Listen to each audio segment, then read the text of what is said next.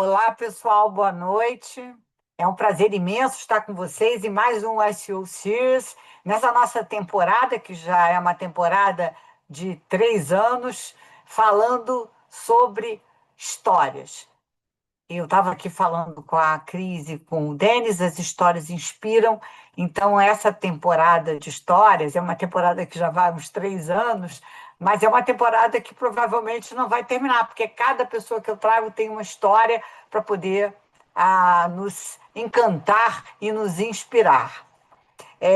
Para eu começar, deixa eu me apresentar. Eu sou Irene Azevedo, para aqueles que não me conhecem, eu hoje estou responsável pela área, pela prática ICO, já já eu explico o que é o ICO, da LHH.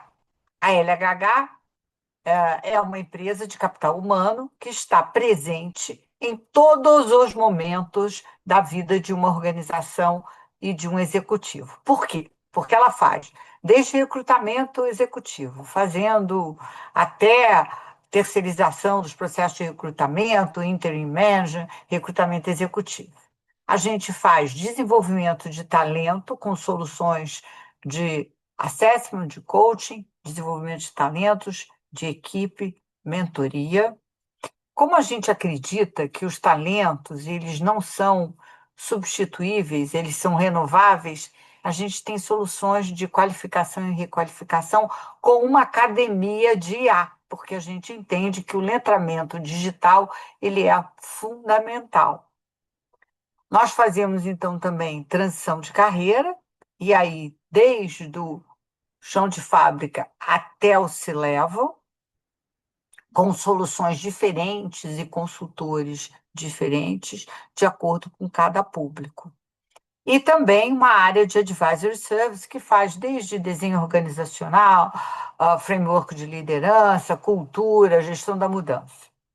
O ICO, então, que é uma prática de boutique, ele tem duas soluções, uma de mentoria executiva para quando o executivo está dentro da organização e passa por fusões, aquisições, planejamento sucessório, novo CEO, relacionamento com o conselho.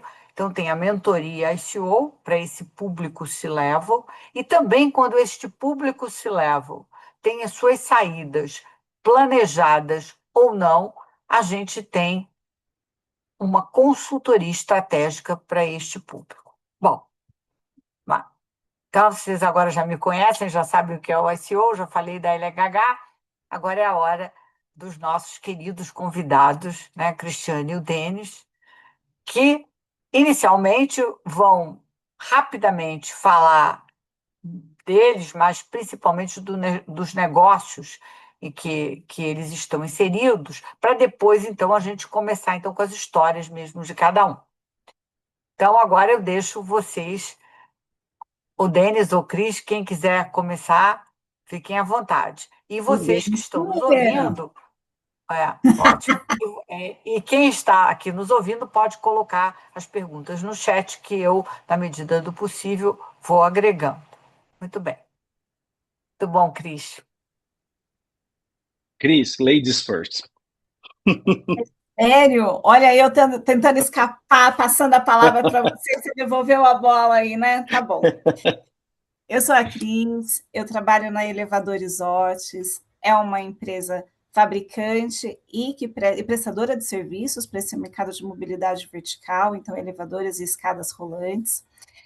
O nosso fundador foi quem patenteou o elevador de segurança há mais de 170 anos, o que permitiu a verticalização na cidade de Nova York, então tudo nasceu lá, a Otis é americana. Bom, estamos em quase 200 países e territórios, espalhado aí no mundo todo. Uma informação gostosa de contar e para vocês saberem, a gente movimenta nos nossos equipamentos o equivalente à população do planeta a cada 3 dias. Então, assim, é uma empresa assim que eu carrego aqui no coração. Bom, e estou na posição de recursos humanos para a América Latina. E agora eu passo para você, Denis, não escapa. Não tem Isso, jeito, né? obrigada, Cris. Obrigado, Cris. Bom, boa noite a todos. Para vocês saberem, imagino que nem a Cris, eu com certeza, a gente não vê vocês, tá? Então a gente não sabe se tem 2 pessoas ou 5.000. Mas queria dar uma boa noite a todos, agradecer a Irene e o Everson pela organização do evento e pelo convite. Meu nome é Denis Cruz, eu tenho uma carreira profissional aí que está expandindo já há mais de 30 anos. Esse ano de 2026 estarei completando 32 anos em posições mais sérias e mais formais. Casado com a Fabiana, pai da Catarina e da Stephanie, então 2 meninas, e trabalho numa empresa que se chama Precision Valve, e eu sou o diretor-geral para as operações no Brasil. A Precision ela está inserida na macroindústria de embalagens, mas mais especificamente, porque o nosso produto é muito, muito específico, fabricamos válvulas para aerossóis. Então, aqui quem usa qualquer tipo de desodorante de aerossol, né, que tem o spray, a chance é bem grande de estar usando o nosso produto. A indústria é basicamente a indústria como um todo é basicamente um oligopólio, então assim tem poucos players. Se a gente for incluir todo mundo e fazer 100% do mercado, eu estou falando de 8, 9 companhias. E a Precision é uma de 3 que realmente tem um footprint industrial. A gente está em 17 países e tem outras 2 empresas, essas 2, a Precision é americana, by the way, né, para o pessoal saber, outras 2 que são europeias, que elas também têm um footprint meio enfiado, assim, o resto do pessoal, principalmente os asiáticos, eles têm geralmente 2 fábricas pelo mundo, uma bem grande, algum hub em algum ponto no Pacífico, na Ásia Pacífico, e aí uma ou outra fábrica, por exemplo, Estados Unidos e França, ou Estados Unidos e Brasil ou Argentina. A Argentina é uma história maravilhosa na história do aerosol. Eu acho que o último complemento, a Precision, na verdade, o seu fundador, Robert Aplanalp, ele, estávamos falando um pouco antes aqui na sala, ele era contratado do governo durante a Segunda Guerra Mundial, acabou a guerra, ele estava desempregado. E ele fez soluções militares para dispersão de gases no ar. E ele falou, bom, o que eu vou fazer com o meu conhecimento? E a Precision, pelo seu fundador, inventou o aerosol, tá? Então, assim, eu acho uma história bem... Eu que gosto de história, acho uma história bem, bem bonita. A empresa tem 75 anos. Um pouquinho mais. É isso aí. É isso aí, é o que eu digo, né? Essas histórias inspiram, né? É bom a gente conhecer as histórias de pessoas que, na verdade, se aventuraram em empreender e construíram, deixaram um legado, né? É isso. Muito bem. Então agora a gente entra, na verdade, no mote da nossa live, que é vocês contarem um pouquinho as histórias de vida e de carreira de vocês, né? Que agora vocês se apresentaram, falaram um pouco das empresas. E agora, então, a gente entra no objetivo, que é conhecer um pouco essa carreira e essa vida de vocês. Aí vocês digam como vocês querem fazer, quem vai primeiro. Agora é a tua vez. Bom, tá bom. Então, Denis, continua, Denis. Então tá bom. Vamos lá, gente. A minha carreira, na verdade, começou, né, há 30 e tantos anos atrás. Eu cursei Ciências Contábeis na USP, né, na FEA, e quando eu estava terminando, eu fui convidado para fazer um trabalho que era meio consultor, meio TA, né, Teacher Assistant, né, de ajudar a Uhum. professora a preparar a aula, tal, né? Como a gente está falando de 30 anos atrás, não tinha Claude para fazer e baixar as apresentações todas prontas, tal. Quer dizer, tinha que ter um Denis ali ajudando para poder montar, né? Era quase mimeógrafo, não tanto, mas era isso. E aí eu comecei a trabalhar e me aderi à FIPECAF, né? Para quem não conhece, todo mundo obviamente aqui já ouviu falar da FIPE, né? Que é a Fundação Instituto de Pesquisas Econômicas. A FIPECAF é a irmã do lado contábil atuarial. Então eu comecei a trabalhar como consultor. E em seguida, 4 anos depois, eu fiquei na FIPECAF 4 anos, eu fui para a grande empresa Dow Química, né? Então, assim, todo mundo já ouviu falar da Dow, e eu fiquei 13 anos lá. E eu acho que quando você soma aí 13 mais esses 4, quer dizer, é bem importante, né? Essa passagem são 17 dos 30 e poucos anos, é mais de 50% ainda. Eu fui muito afortunado, sou grato a Deus por isso, porque eu tive a oportunidade de trabalhar numa empresa brilhante brasileira, com mentes assim, que era dentro desse aspecto contábil e atuarial, as mentes mais brilhantes do Brasil, mas era uma empresa brasileira com cunho local. E quando eu fui para a DAO, abriu um mundo de falar assim, uau, né? Quantas cores existem, não é só preto e branco, né? Quer dizer, assim, me deu uma oportunidade. Então, essa transição foi uma coisa absolutamente fundamental e eu acho que ao longo da nossa conversa a gente vai ter a oportunidade de tocar esse ponto. Em 13 anos de DAO eu tive oportunidades de carreira, que é desenvolvimento de carreira, carreira em Y, carreira em X, movimento lateral e, obviamente, movimento para fora. Então, o início da carreira eu acho que é uma coisa super importante, posiciona a gente para coisas futuras. E eu acho que assim a história de cada um a gente só entende depois que acontece, né? Então, assim, hoje, olhando para 30 anos atrás, é como se eu estivesse falando assim, capítulo um, capítulo 2, capítulo 3, e hoje eu estou vivendo, sei lá, o capítulo 13. Então, assim, é fácil contar, o problema é quando você está dentro ali escrevendo, né? Mas, enfim, tem mais coisa. Muito bem. Você quer me contar mais alguma coisa? Pode contar. Você tem uns tempinhos para contar um pouquinho. Eu vou fazer algumas perguntas também, mas Uhum, você pode, se quiser contar agora, como é que foi essa sua uhum. passagem para ser um Managing Director, tudo você pode contar. Tá bom. Não, na verdade, o Irene, se vocês todos me permitirem, eu vou falar uma coisa interessante, né, que a gente está falando de histórias.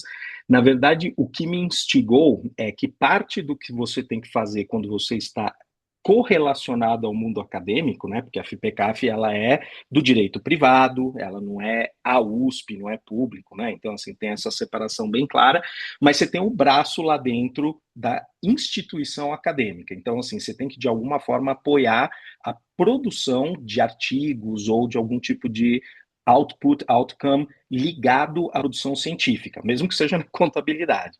E aí a gente participou de um projeto na época, na antiga Telesp, e esse projeto foi um grande sucesso comercial, de implementação, e aí eu coescrevi com um dos professores um artigo que ganhou vários prêmios e a gente foi para o México para poder apresentar.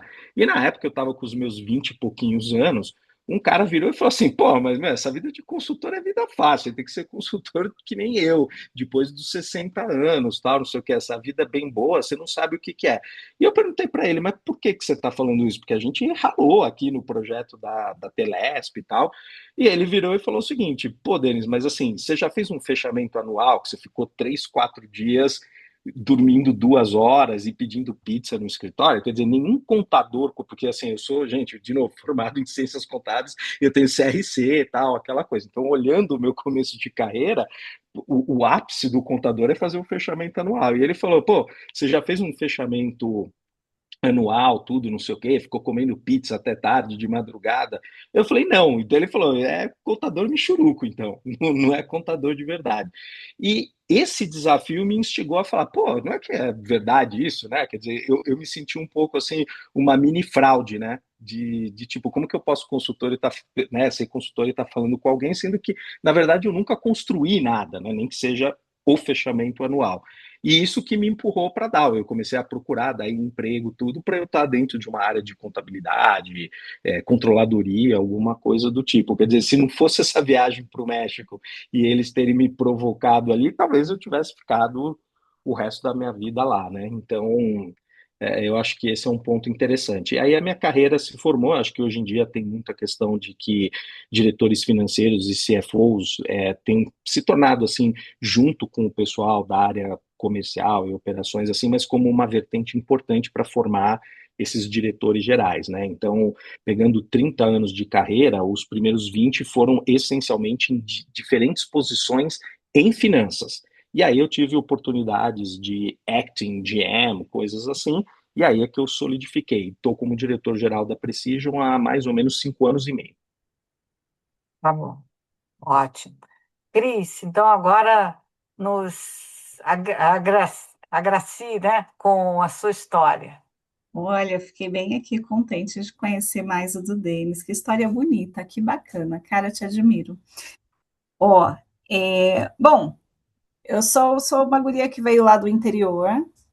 É, meus pais, eu nasci em Campinas, meus pais se mudaram para uma cidade muito pequenininha no interior, e que chama Monte Santo de Minas. Tem 18 mil habitantes, considerando a zona rural, para você ter ideia do tamanho da beleza. E eu queria fazer química, né? As pessoas têm ilusões. Olha para você ver, olha minha trajetória aí. Não segui a linha linear do Denis, tudo doida. Bom, queria muito fazer química. Meu pai, lá no interior, arrumou uma empresa, a única empresa química que tinha lá. Ele tinha um amigo e falou assim: olha, deixa essa menina trabalhar aí uns meses para ela ver se é isso mesmo que ela gosta. E eu fui trabalhar nessa empresa. Registraram por bondade, porque eu iria voluntário. E aí eu fiz como se fosse um estágio. E eu descobri que eu era alérgica a todos os petroquímicos. Isso foi uma frustração. Bom, eu queria fazer química, agora eu não posso fazer química, o que eu vou fazer, né? Eu falei assim, mas eu sei que eu não quero morar aqui, não. Então eu peguei a minha mala, R$ 200, que era o que eu tinha, os livros, e falei assim, pai, eu vou para São Paulo. Ele riu, né? Eu tinha 17 anos, ele riu, ele falou assim, pode ir até ali na esquina, na hora que acabar o dinheiro você volta, porque eu não vou te dar nada. Porque ele não queria que eu saísse de casa. Bom, eu saí mesmo assim, fiquei na casa da minha prima uns meses, 2, 3 meses, e achei um trabalho no INCOR, para o INCOR, era uma instituição social que apoiava crianças para transplante. E aí conheci a irmã da colega que era minha supervisora, e fui morar, dividir um apartamento com essa moça. E aí nunca mais voltei para casa, né? Para a tristeza do meu pai, que queria que acabasse o dinheiro, o recurso, e eu voltasse para Monte Santo. E aí eu comecei, bom, o que eu vou fazer? Não tem mais química. E essa minha supervisora falou assim, Cristiane, você é muito articulada, você transita bem nas coisas aqui sociais, por que você não faz serviço social? Eu falei assim, Denise, eu não sei nem o que é isso. E ela falou assim, não, mas olha aqui, ó, tinha saído a capa da Veja naquela época, e tinha as melhores faculdades para cada curso. Ela falou assim, olha, essa faculdade aqui eu fiz, eu vou te levar lá. Deve estar. E era período de inscrição. Ela fez a minha inscrição, muito gentil. E eu falei assim, Denise, mas eu nem sei o que é isso. Ela falou assim, não, mas faz, é só para você não perder o hábito de fazer prova. Depois, no ano que vem, você vê o que você quer. E eu acabei fazendo a prova, na época que era tudo analógico, né? A gente ainda ia ver os quadros com a lista na parede. E tinha um senhor ali, ele perguntou, você passou? Eu falei assim, olha, eu passei. Eu comecei a lista de trás para frente, era uma lista longa. Eu falei assim, passei. Ele falou, você vai estudar com a gente? Eu falei assim, não, eu vou juntar dinheiro primeiro, ano que vem eu volto para estudar. Porque eu tinha acabado de ir, meu pai falou que não ia me ajudar, né? Então não dava para estudar naquela época. E aí ele pegou e falou assim, que posição que você passou? Eu falei assim, em sexto lugar. Aí ele pegou e falou assim, você garante todas as suas notas acima de 8? Eu falei assim, eu garanto. Doida, né? Quando a gente é muito nova, a gente é tonto, a gente é corajoso demais. E aí, esse senhor falou assim: então tá bom, vem conversar comigo. Esse senhor era um não sei se era o reitor na época, mas ele ocupava um posto importante. A escola tinha um programa de bolsas de estudo. Ele falou assim: não, vem cá, se você garante todas as suas notas boas assim, a gente vai te dar uma bolsa de estudo. E aí eu acabei entrando na faculdade esse ano e fiz serviço social. E bom, e trabalhei ali até, acho que o meu segundo, terceiro ano, até que um dia a Denise pega e me manda embora. E eu falei assim, gente, mas como assim? Ela sabe que eu preciso desse serviço. E na hora, assim, eu fiquei com raiva. E ela era, assim, como minha irmã mais velha, e eu admiro bastante, uma mulher incrível. E eu não entendi.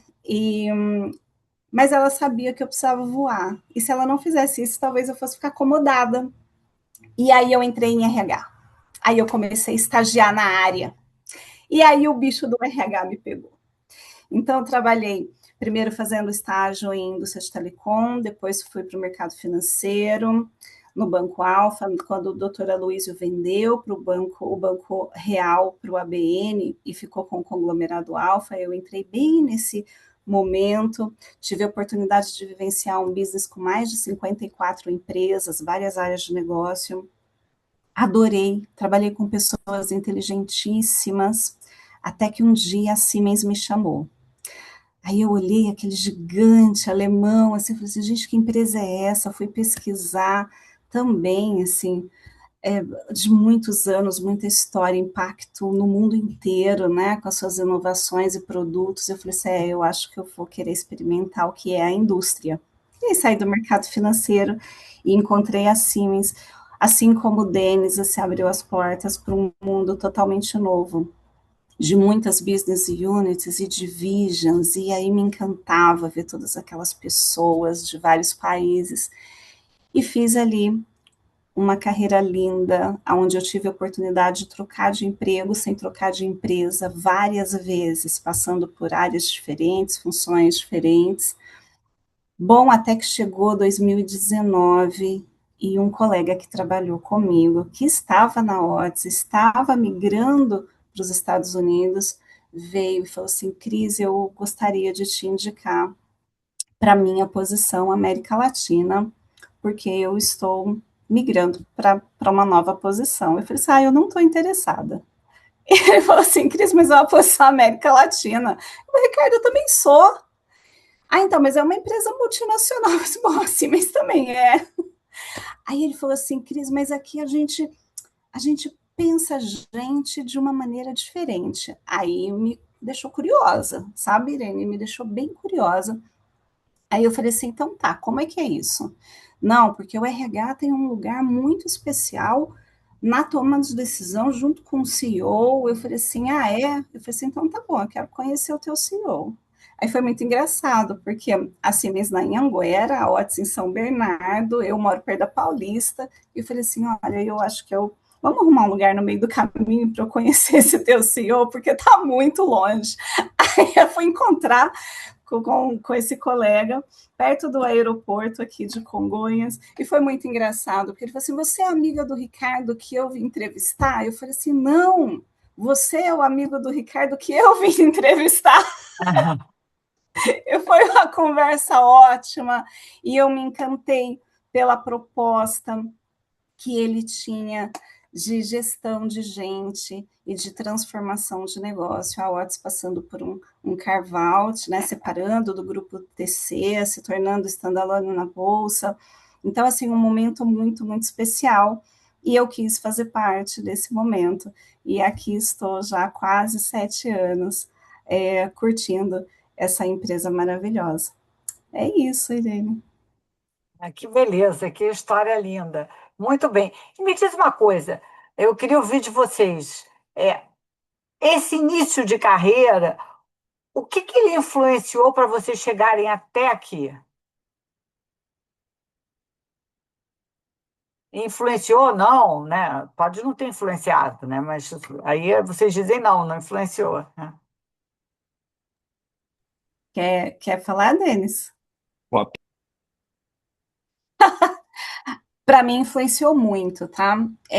Como eu comentei, eu fiz serviço social e eu fui trabalhar no mercado financeiro. E um dos meus desafios nesse momento me foi dado ali pelo meu gestor na época, o Walter dos Santos, foi pedido pelo dono do banco que se criasse um MBA corporativo com a Fundação Dom Cabral, para todos os talents do banco e das empresas do conglomerado, e era um grupo muito VIP. E me deram esse projeto, Cris, você vai cuidar dessa universidade aqui corporativa, você vai botar isso de pé. E eu era muito jovem, já acabando a minha faculdade, e eu pensei comigo, eu preciso aprender a linguagem desse business. E o curso era toda sexta e todo sábado. E o Walter falou assim: olha, Cris, você vai ter que ficar, né? Você vai ter que ficar lá com o pessoal todo sábado. Eu falei assim: olha, eu topo, não precisa nem me pagar, mas eu quero um material para mim, né? Eu vou imprimir todas as apostilas para mim. Então, em vez de eu ficar na sala de apoio, eu quero ficar lá no fundo da sala da aula, porque tudo que eles aprenderem eu quero aprender também. Mas eu tô ali para ajudar, viu? Pode falar que eu sou RH. E eu fiquei, gente, um ano, acho que foi quase um ano, toda sexta e sábado, me banhando daquele conteúdo de negócio, daqueles professores mais maravilhosos do mundo que o Aloysio Faria trouxe para os top talents do banco e das empresas dele, e eu tive a oportunidade de refinar o meu conhecimento em gestão de negócio, que unido à experiência, né, em pessoas, em RH, fez com que eu chegasse até aqui hoje, né, ter esse olhar diferente, esse olhar de pessoas compondo o negócio e de negócio, né, cuidando das pessoas para atingir resultados cada vez maiores. Então, com certeza, as experiências que a gente tem no começo de carreira, elas são decisivas para trilhar um rumo bacana de crescimento. Bom, que bom. Denis, agora é a sua vez. Obrigado. Então, eu acho fundamental o começo de carreira, um pouco na linha do que eu comentei, né?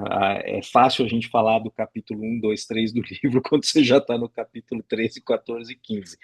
Mas uma coisa que eu observo é o seguinte: quando a gente está começando com 19, 20, 21, 22, tanto personalidade, mas principalmente a mente, que é uma esponja, né? Assim, me parece que eu sou parecido com a Cris.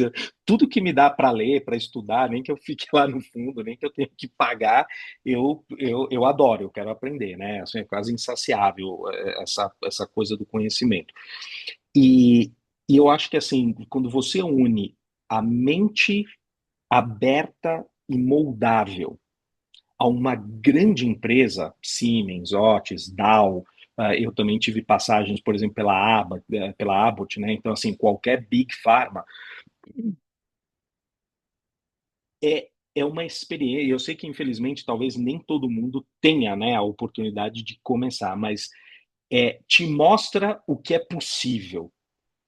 E para quem tem esse espírito de querer fazer, de querer conquistar, de querer contribuir, servir, você fala assim, putz, as possibilidades são próximas do infinito. Então, assim, eu acho que, por isso que eu falei, eu agradeço muito a Deus, realmente, assim, porque a Dal me permitiu olhar e falar assim, uou, entendeu? Tipo, qual é o fim disso, né? E é super importante, porque você aprende na melhor escola, né? Quer dizer, assim, tem processos implementados, que para nós que estamos no mundo profissional, é legal a gente discutir processos, né?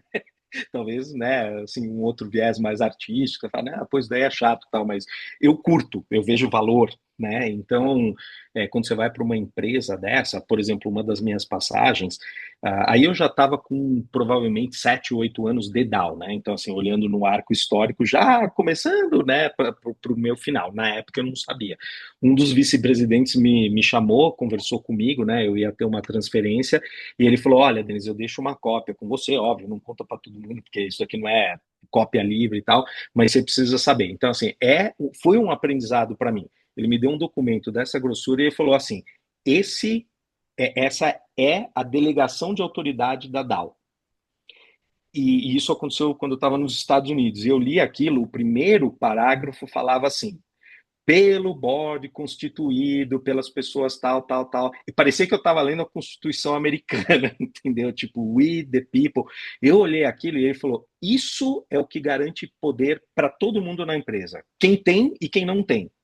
Então, assim, o CEO não tem, não emana dele porque ele é legal, porque ele é competente. Não, esse documento é que determina. E são experiências, né? Porque você aprende isso e daí quando você vai para outro lugar, você leva isso com você, né?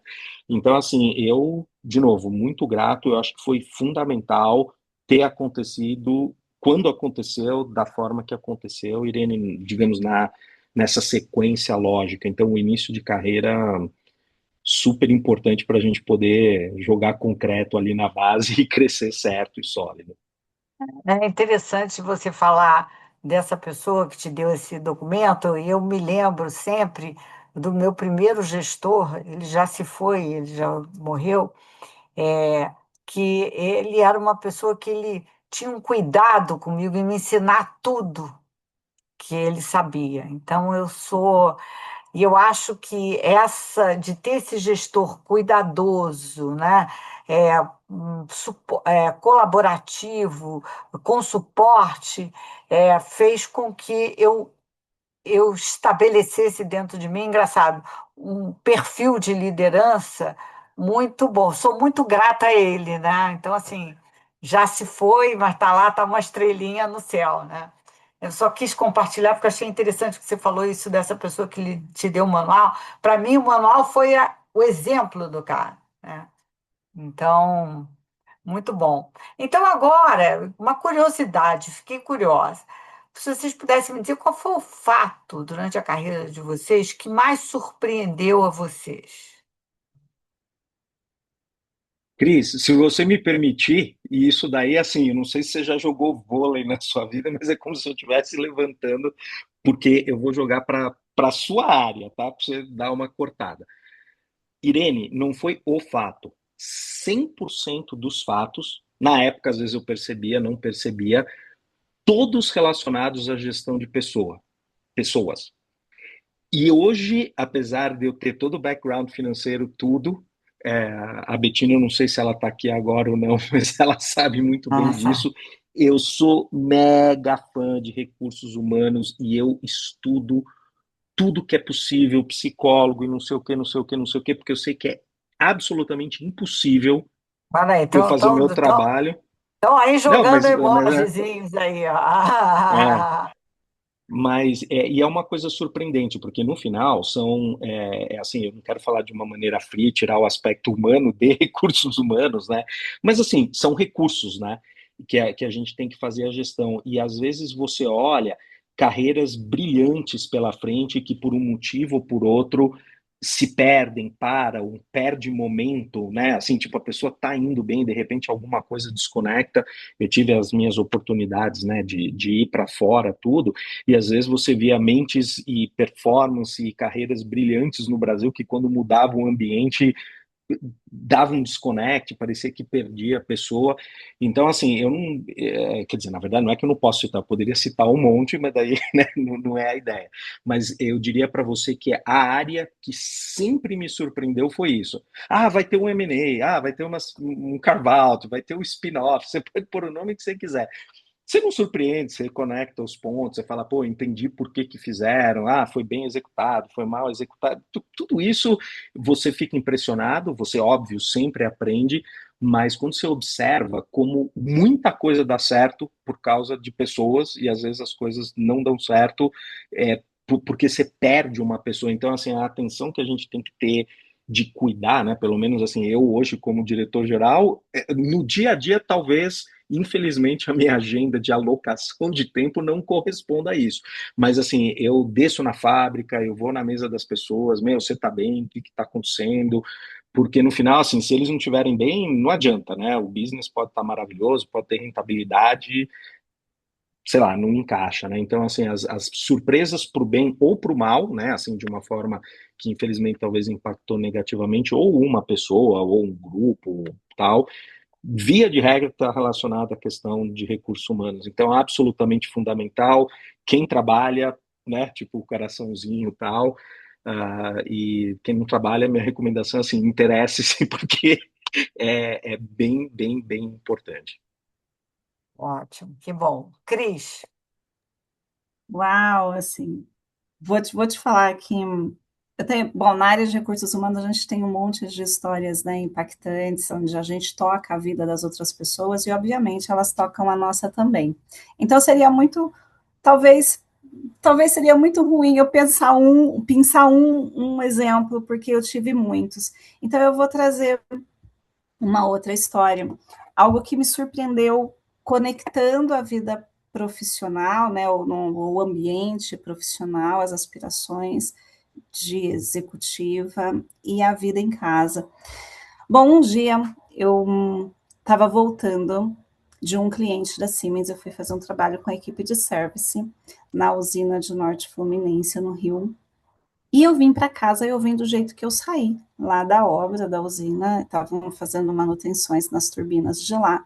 Então eu vim de capacete, de bota, equipamento de segurança, peguei o avião e vim desse jeito para casa. E cheguei em casa, tá toda suja, tá? Os meus meninos eram pequenos. Na época, um deveria ter uns 7 e o outro ali 2, 3, aí. E esses meninos, mal eu tirei ali os equipamentos de segurança, eles colocaram, né, o capacete, o óculos, a botina. E eu, gente, o que vocês estão fazendo? Isso aí tá tudo sujo, mamãe acabou de chegar. E eles falaram assim: nossa, mãe, a gente quer ser igual a você. E isso para mim me surpreendeu, porque eu percebi que aquela imagem, a alegria que eu trazia, o prazer que eu trazia com o meu trabalho, com o que eu fazia, gerava um impacto positivo, né? Às vezes a gente tem esse ponto de: será que eu estou fazendo certo? Será que eu estou abrindo mão da minha versão de mãe para construir o meu trabalho? Muitas mulheres têm essas coisas, né? E esse dia foi um clique. Eu falei assim: eu não estou escolhendo, eu estou complementando. Então, assim, para mim isso foi muito marcante. Foi um diferencial, é uma experiência que me marcou. E aí, você, só complementando o que você me contou, seu filho, o que que seu filho disse para você da carreira que ele escolheu? Pode complementar, porque isso tem a ver com o que você. Pois é, Augusto está com 17 anos, está terminando o colégio agora, e ele decidiu fazer psicologia. E eu falei assim: filho, mas por que você quer fazer psicologia, né? Eu também não fiz psicologia. Fiquei curiosa, por que você quer fazer psicologia? E ele poderia ter respondido qualquer coisa, né? Ah, porque a carreira é legal, porque saúde mental no mundo está em alta, porque eu vou ter emprego para sempre, o robô não vai tomar meu campo de trabalho. Poderia ter inventado qualquer coisa. Ele virou para mim e falou assim: mãe, eu vou fazer porque eu te admiro. Eu quero trabalhar igual você. Então, assim, é um orgulho, um privilégio. É. E eu acho que vem desde essa época, né? Que eles botaram as botas e que se Pode você. ser. É. Muito bom, muito bem. Agora, é, e a gente vive, né, hoje num período de. A gente estava até conversando antes, né, que eu acho que antes da Segunda Guerra Mundial era uma incerteza total também, mas hoje é um cenário que muda muito rapidamente, com uma incerteza muito grande. Que competências vocês acham hoje que um ser humano, um profissional, aliás, deveria ter para a gente conseguir ter sucesso, conseguir caminhar face a essa incerteza toda? E aí vou eu, Denis. Ah, depois você vai falar, hein, Denis? É, sabe, eu não sou fã das listas muito longas, não, porque eu acho que o É, ser humano precisa ter foco, tá? Eu acho que se a gente, neste mundo de hoje, pudesse investir em duas habilidades, duas competências, eu daria a comunicação.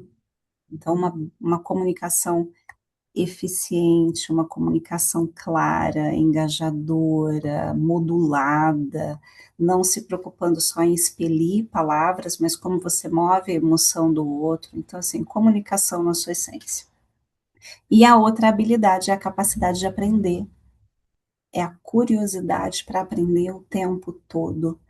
Porque as coisas estão mudando tanto que se a gente não ficar esperando alguém ensinar, a gente já perdeu o bonde, o ônibus, o elevador, o que você quiser. Então, eu acho que essas duas coisas eu deixaria de dica aí para quem está escutando a gente. que bom. Denis, Vamos lá. Eu vou começar complementando ou agregando, né, ao que a Cris falou no último ponto. Eu tenho três pilares, tá, Irene, nesse sentido. Um deles, eu começo com o que eu estou chamando, se tivesse, né, quando você tem aqueles três pilares com a casinha assim, né, com a visão de consultor um pouco, mas falar assim, humildade.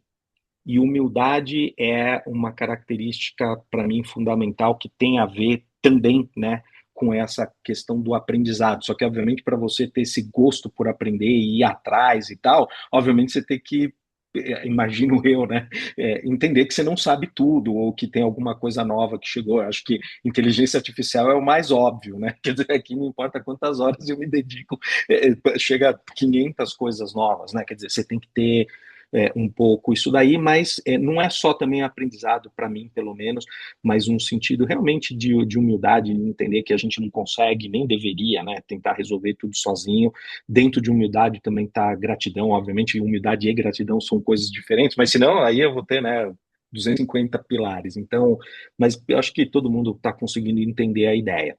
Mas eu tenho também flexibilidade, eu acho que a gente, como diria o Bruce Lee, tem que ser como água, né? Então, assim, a gente tem que, né, poder se encaixar no contexto e resiliência. No mundo como o de hoje, você tem que ter aquela tenacidade de falar, putz, não importa o que está acontecendo, eu vou permanecer. Tem dia que eu vou chegar em casa me arrastando, mas, né, acho que desistir não pode ser uma opção, né? Então, ah, Ótimo.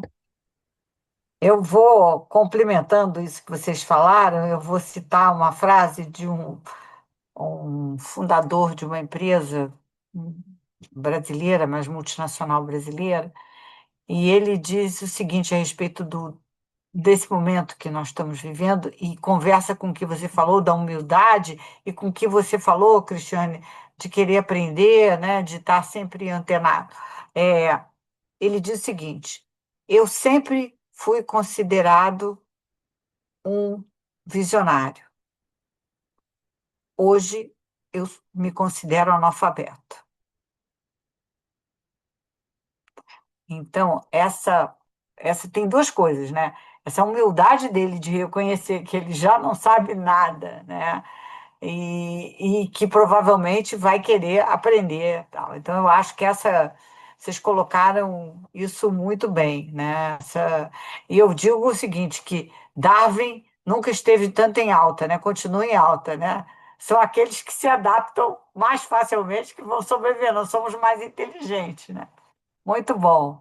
E agora, mais uma, eu fico bastante curiosa de ouvir a opinião de vocês, né? Todo mundo hoje fala de contratação só baseada em skills, né, e não na experiência. Eu queria ouvir de vocês o que que vocês acham disso.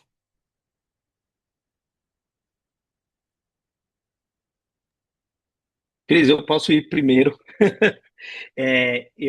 Para mim, são duas faces de uma mesma moeda, Irene, porque na verdade, assim, sem skill você não tem experiência, mas na verdade, hoje eu consigo olhar que, por outro lado, você ter só skill, quer dizer, é legal você ter tomado uns tombos, ter dado umas voltas, né, no quarteirão, ter tirado a rodinha, e você não consegue a experiência sem ter tido a experiência, mas às vezes para você ter chance e a oportunidade de ter uma experiência, de participar num projeto mais importante, você tem que ter esses skills, né? Então, os skills pode ser, eu conheço bem Excel, eu falo uma língua que não a minha língua nativa, né? Quer dizer, e obviamente aí começa a ficar bem mais sofisticado, mas eu não consigo ver que é um ou outro. Para mim, isso daí é meio que um combo que ao longo da vida ele vai, né?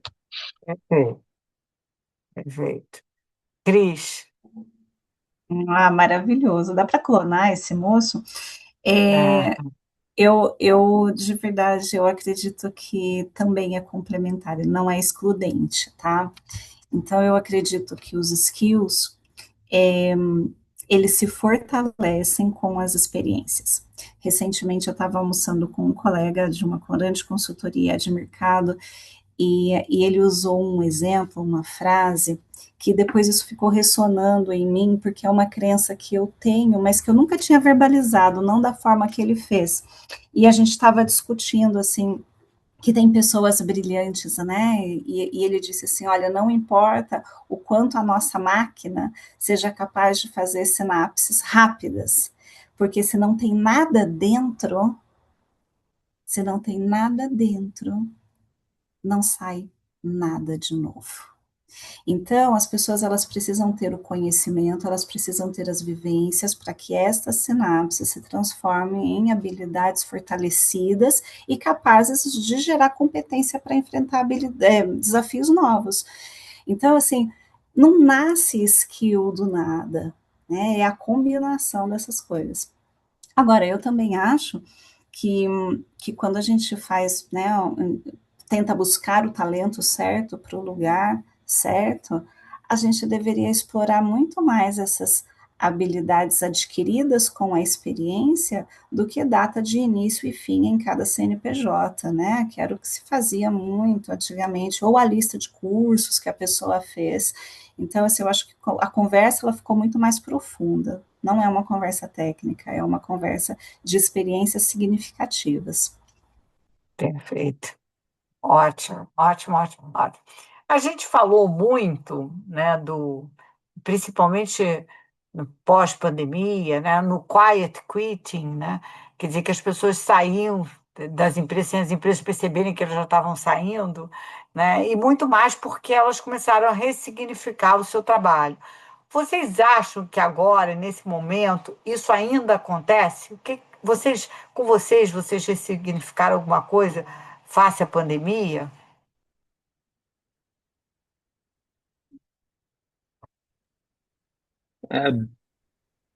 Rapidamente, Irene, eu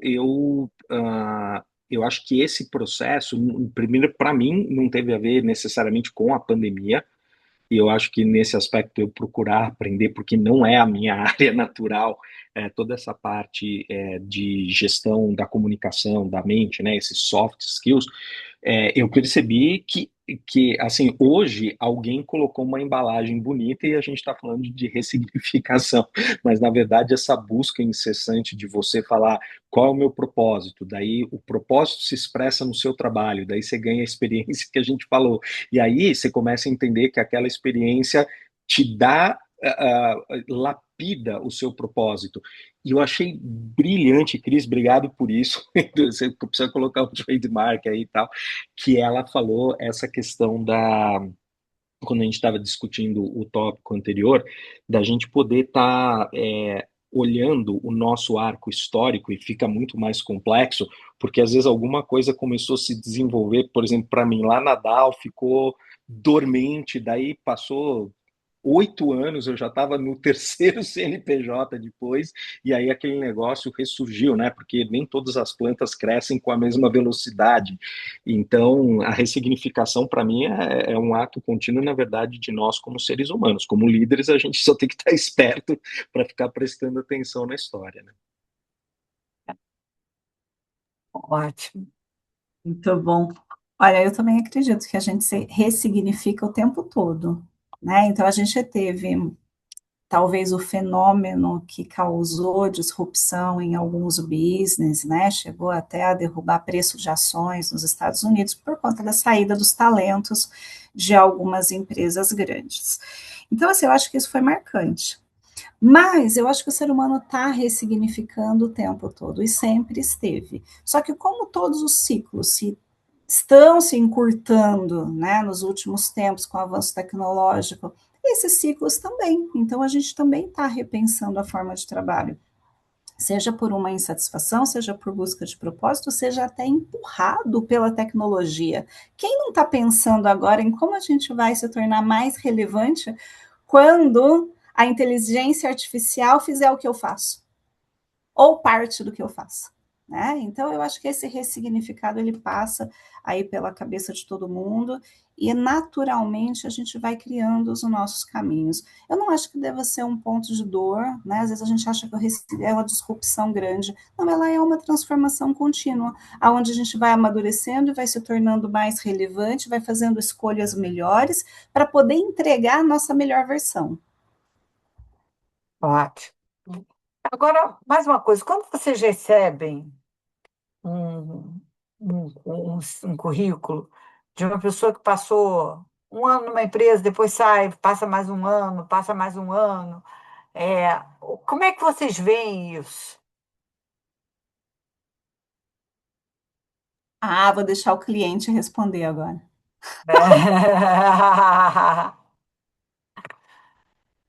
Boa, Denis, Cris. começa você. Não, não tem problema. Na verdade, eu procuro ver, Irene, da seguinte forma, porque até eu, quando a gente olha, assim, muito rapidamente, foram 4 anos na FIPECAF, daí 13 na Dow. E eu tive uma passagem de um ano na Lear, que é a empresa automotiva, e aí apareceu uma oportunidade na Abbott absolutamente impassável. Eu não tinha como, era uma oportunidade de ouro única, que não reflete o meu momento na Lear, que não refletia o que a empresa era. Eu, na verdade, do ponto de vista de carreira, eu acho que é importante você ter essa resiliência e ficar um tempo, mas simplesmente era uma oportunidade riquíssima e que fez toda a diferença, ou seja, eu não tenho nenhum arrependimento de ter tomado, mas assim, quem pega o papel, olha, né, que a Cris falou, olha o CNPJ, tem lá 1 ano, né, e tem uma história, foi importante, mas eu acho que a gente precisa ter esse reflexo, né, então como cliente, né, a Cris está falando, eu realmente procuro, né, a gente se esforça para não ter um viés ou um preconceito de que isso necessariamente é ruim, né? Acho que você precisa dar a oportunidade da pessoa se expressar e contar, né? Pode ter uma Perfeito. história ali. Isso, não há nada como uma boa história para suportar as passagens, lógico, né? Assim, e no seu caso estava claro, né? Uma pessoa passou 13 anos, 4 anos em uma, depois teve 1 ano, teve uma história para contar. Agora eu queria ouvir a especialista em recursos humanos, o que que ela acha quando ela recebe um currículo assim. Vou comentar contigo, que assim, quando a gente vai ficando mais velhos, os jovens adoram assim fazer conversa de carreira com a gente, né? Vamos fazer um mentoring. Hum. Então, às vezes eu recebo perguntas assim: Cris, é bom a gente não ficar muito tempo numa empresa, né? Porque a pessoa vê que a gente não está acomodado e que também outros CNPJs nos querem, né? Então, assim, isso é bom. Ou é bom ficar mais tempo na mesma empresa, né? O que vocês olham? E eu acho que isso passa pela cabeça de todo mundo. Mas eu acho que não tem lado ruim, nem bom, é só experiência. Quando eu olho um currículo de alguém, eu tento, não só no currículo, mas na vida, eu nunca assumo coisas, eu gosto de perguntar. Sou uma pessoa muito curiosa, muito perguntona, muito falona, é, porque o que vale é o que aquela experiência gerou para esse ser humano e o capacitou para o mercado de trabalho, para ele estar ali na minha frente pleiteando por algo que eu posso estar oferecendo. Então, se a pessoa ficou 1 ano em uma empresa e esse ano foi valioso a ponto dela me trazer um storytelling, KPIs ou amadurecimento, isso foi super válido. E se a pessoa ficou 12 anos, 15 anos numa empresa, mas assim como eu e o Denis tivemos oportunidades de passar por várias áreas, vários ciclos ou business diferentes dentro do mesmo CNPJ, olha que rico que foi isso. A pessoa não estava acomodada, ela estava fazendo um monte de acréscimos para a sua carreira, estando ali naquela jornada. Então, eu acho que cabe a quem está entrevistando, quem está avaliando, explorar as experiências significativas e não quantidade de tempo. O tempo, neste caso, eu acho que é o menos relevante. É, ótimo, muito bem. A gente já está quase. Falei para vocês que passa rápido, né? Passa rápido mesmo, que já está quase terminando. Então a gente tem 5 minutos. Eu queria ouvir de vocês, a gente está falando dessa pula-pula ou dessas experiências variadas que você pode ter na sua carreira. E uma experiência internacional. Como é que vocês veem isso para a carreira de uma pessoa? Ah, o Denis teve uma experiência internacional, né? Eu vou É. deixar ele falar primeiro de novo. Olha que maldosa. Obrigado. Tá tudo certo, Cris. Na verdade, eu tive, daí vem um pouco o pilar da gratidão. Então, é o que eu falo para vocês, né? A gente precisa entender que às vezes o universo contribui, a gente precisa ser grato, né? Mas eu tive a oportunidade com a DAO de me expatriar. Eu acabei passando 6 anos nos Estados Unidos e de lá eu passei 4 anos na França. Tudo que eu posso falar para vocês é o seguinte, gente, imaginando, é bem hipotético o que eu estou falando, mas é só para vocês, né, para eu poder fazer o meu case aqui.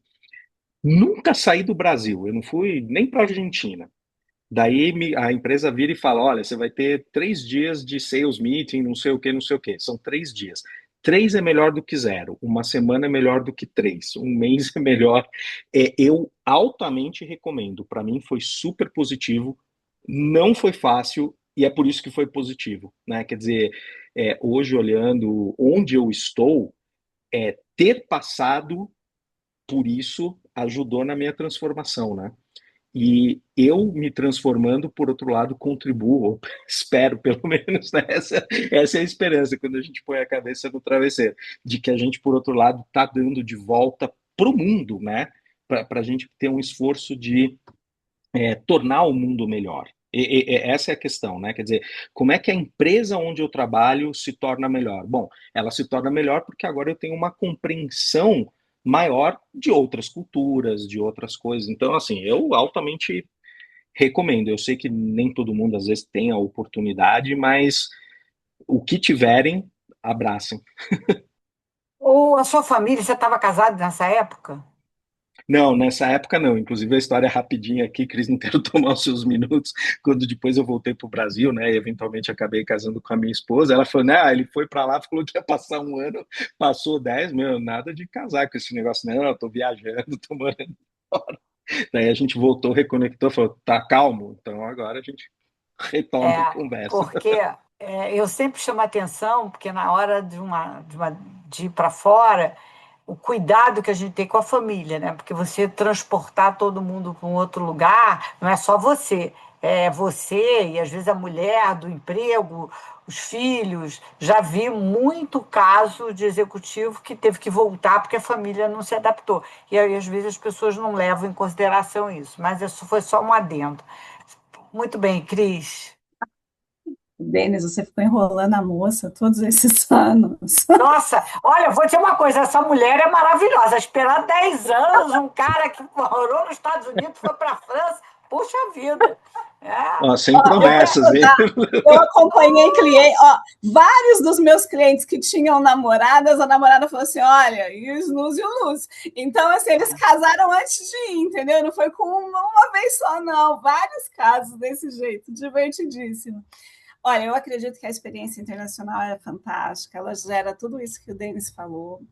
Porém, de acho que da pandemia para cá, talvez um pouco antes, as empresas já falavam disso, talvez lá para 2018, 2019, a gente já via esse movimento das pessoas buscando pessoas para posições internacionais ou posições de headquarters, mas sem tirar essas pessoas das suas geografias, né? está Então, começando a isso fazer foi isso.